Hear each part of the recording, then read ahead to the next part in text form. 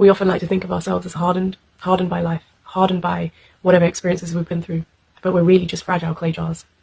The Bible talks about that the light that Jesus has placed in our hearts and in our soul, as it shines for others to see, to be a beacon for the message of the good news, our outer shell is just a fragile clay jar that is containing a great treasure. And this power is not from ourselves. It's from God. When we don't know God or have a relationship with him, we end up either giving ourselves the glory, or we say that strength has come from somewhere else. That strength in me is not from God, but it's the strength I have pulled together, I have mustered up myself. The problem with that belief, which is something I used to believe, is that we put a lot of pressure on ourselves to not only possess the problem, but to try and be the solution too. When we try to be the solution to our own problems, we end up repeating the same mistakes. We exert ourselves so much, we end up just being in this cycle of problem, solution, problem, solution.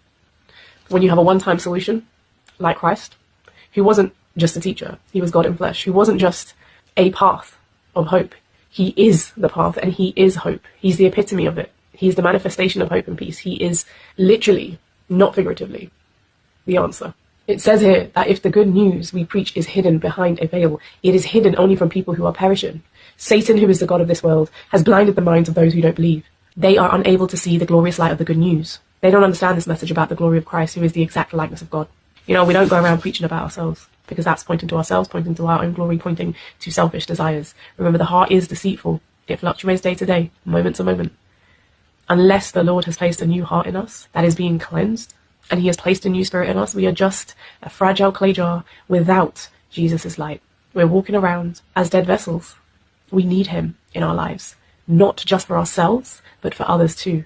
Because when you start walking with Christ, your purpose is not just about you anymore. Your purpose is for others. Jesus served others, not just physically, but he served the sentence that we were meant to have. He served it over 3 days.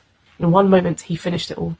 And all the things we go through is to help us serve others, is to help us to relate to others, to help us understand and empathize. If we believe in miracles and we believe in things changing, then we can believe in a spiritual being making changes to our lives. We need to stop thinking so huge of ourselves.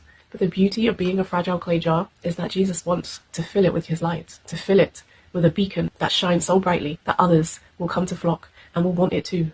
But sadly, that light not only provides the hope that we're all looking for, the peace and the love that we're yearning for, that God-sized void in us that needs filling by his light, it also exposes the darkness in us. It also shows us what needs cleansing, what needs solving, what needs fixing. And that's why this statement of you are enough can be so detrimental to one's mental health.